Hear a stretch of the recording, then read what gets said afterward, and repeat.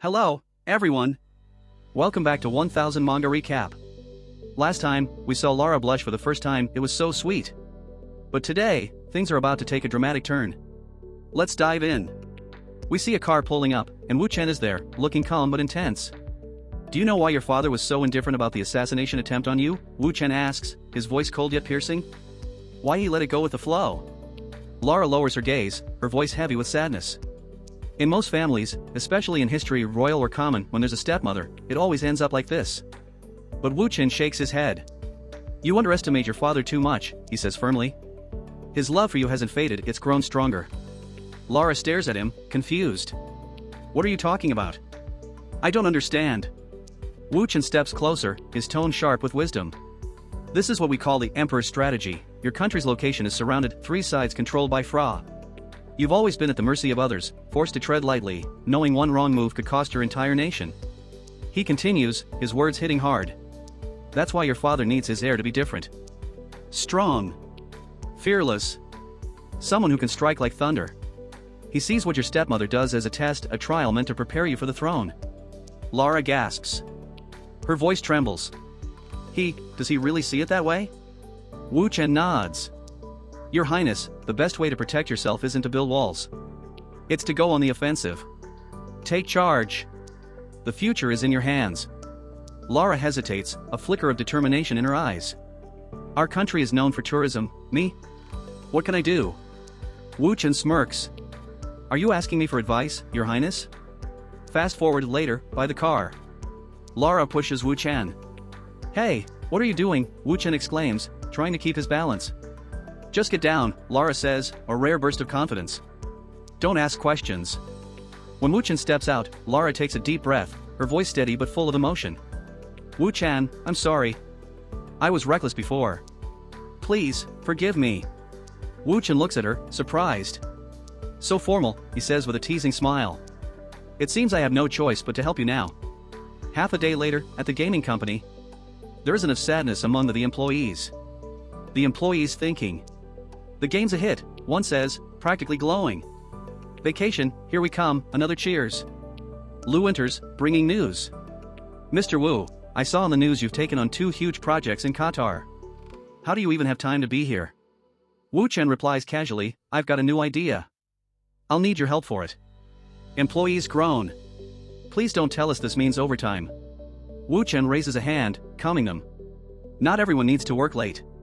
Our next game has a medieval Euro theme. And we've partnered with royalty. He gestures toward Lara. This is Princess Lala of Mon. Gasps ripple through the room. A princess? One employee stammers. Wu Chen grins. Here's the deal. Players who complete special tasks in the game will earn a chance to visit Mon in real life, with free food and drinks included. If the game succeeds, our employees will get the same treatment. And for those looking for love, the princess has arranged support to help you marry brides from Mon. The room explodes with energy. Boss, pick me.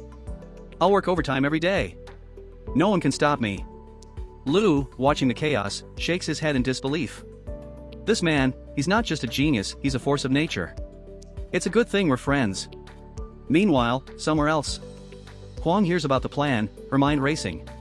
If this game boosts Mon's economy, the biggest contributor could get a title in a year. That means, Wu Chen might become a Duke of Mon. Unbelievable.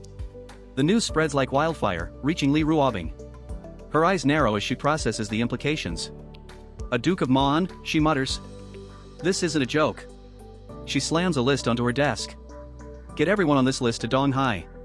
Now. Her assistant hesitates. Yes, ma'am, they say nervously. It's been a long time since the boss was this serious. Terrifying. Scene shift, a meeting room filled with tension. Wu Yurong says, another act like this, Li Ruobing. Is it really meaningful to repeat the same thing? Li Ruobing says, can you do anything besides competing with me? Can't you figure out the current situation, is Sister Rome?